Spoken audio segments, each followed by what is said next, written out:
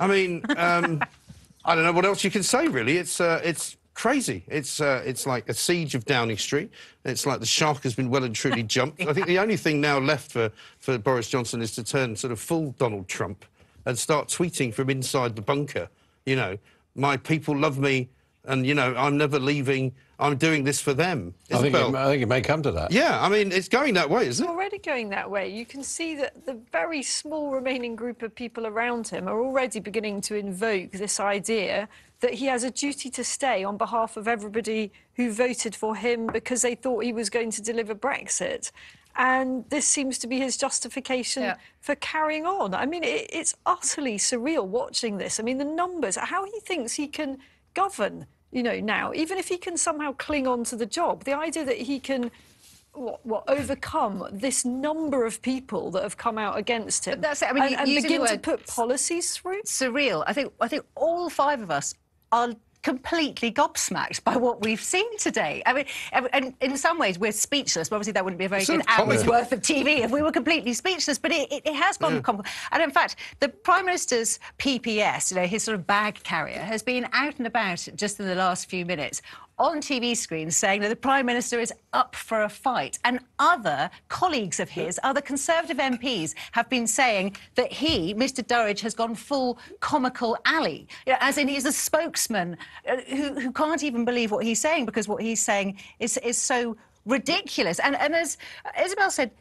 meanwhile, the government is completely paralysed. Meetings aren't happening, decisions aren't happening, posts are vacant. There's not a single minister left in the Department for Levelling Up. This is the flagship thing for the Boris Johnson administration. He doesn't have a single minister left. It's also classic. This keeps on talking about this mandate he got in 2019 of 14 million people. Well, if you are Donald Trump, you can at least say people voted for me, although more people voted for me.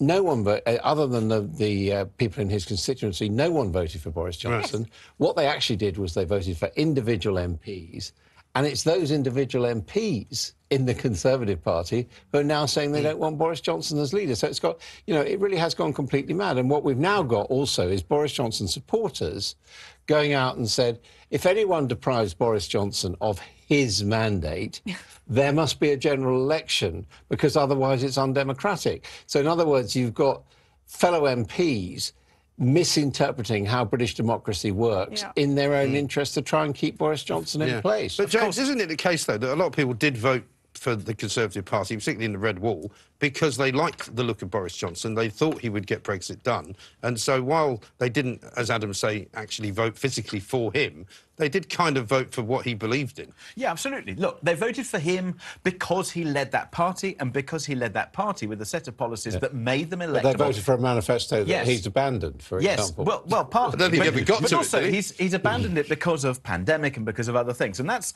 in a sense, you know, that's real politics, that's real living. The difficulty that we've got, though, is that Boris Johnson was also given a mandate to govern the country with consent. And that means that you have the support of your MPs, you have the support of the party, and you have the support of the people. And the thing is that if 100 people tell you that you're dead, lie down. This is now a situation where there is no one who believes that Boris Johnson is the right person for the job because he's lost the room. And if you've lost the room, get out. And I cannot understand what we're seeing is unbelievable and appalling leadership in any shape or form. And if he was going to repair it, he would have done it at Prime Minister's Question Time. That was one of the worst performances I have seen from him. Keir Starmer had an open goal and he did a pretty good job. It was forensic, it was on his territory. He could have done better.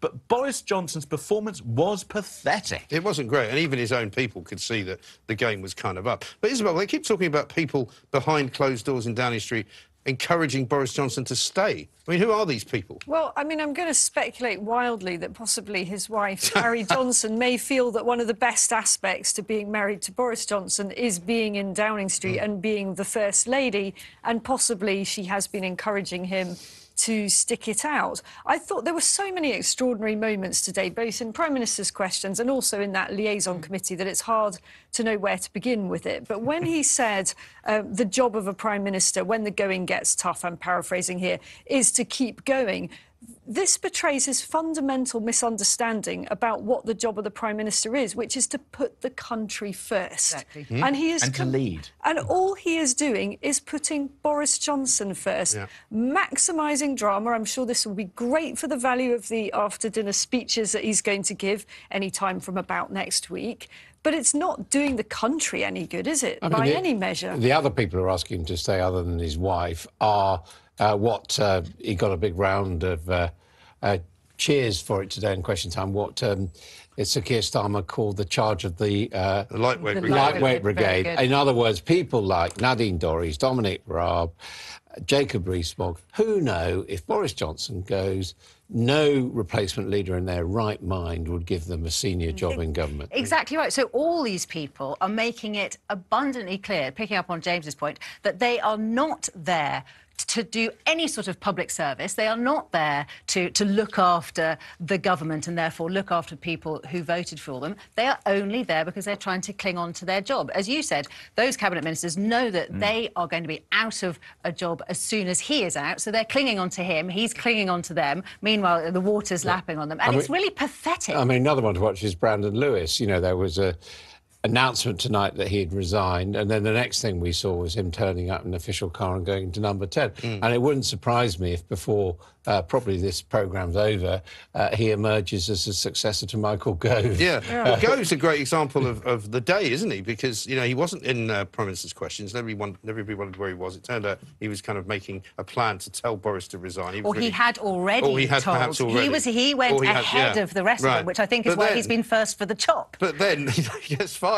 And you just kind of go... You get the impression that Boris Johnson's one of these guys. He's not going to go after, you know, leaving Downing Street like Gordon Brown and set up a foundation, or like Tony Blair and go and become a peace envoy in the Middle East. He's going to be doing after-dinner speeches where he says, you know, do you remember that time when I was Prime Minister? That was great. You know, it'll be like just part of the narrative. The amount of stories that he will have to tell are absolutely extraordinary. And you're right, that the more dramatic this is, the greater the cheque that's going to have to be paid in order to get him to tell those stories. He's writing his own script now of his after-dinner speeches. I mean, nobody else could write this. And that's all he cares about, you know. He's in control. Well, I heard you guys talking earlier on Piers' show about the legacy of a Prime Minister, and most Prime Ministers care about their legacy. But, I mean, this legacy that he's going to leave behind is going to be bizarre, isn't it? It's going to be all about him, which is how he likes it. It's not going to be about any particular achievements. It's just going to be all about Boris Johnson, you know, possibly the worst Prime Minister ever. But it's actually better selling point on the after-dinner circuit to be the worst Prime Minister ever than the second or third worst. Adam, I was thinking earlier about, you know, the number of times that you and I have reported you know, over the years, and thinking about, you know, we've seen so many Prime Ministers come and go. You know, I know that there's a photo of the two of us at Downing Street a long time ago, which I think was Tony Blair's departure. Tony Blair's departure. You can see it there as Adam and myself standing side by side Downing Street. But I was thinking about all those times that, you know, people like us have stood in the cold at Downing Street, and actually you nearly always have a bit of sympathy for the person leaving, no matter what their politics are. You know, if you look back at what those Prime Ministers who've left, there was always a little bit of you where you think, poor guy, you know, poor woman, they've done their best, they've been turfed out, and their parties reject them. I don't think anybody has sympathy for Boris Johnson tonight. To be fair, I think we'll need a minute's silence for all the journalists who have done so well out of Boris Johnson, you know, because without Boris, true. what would we do? I mean, what would we do?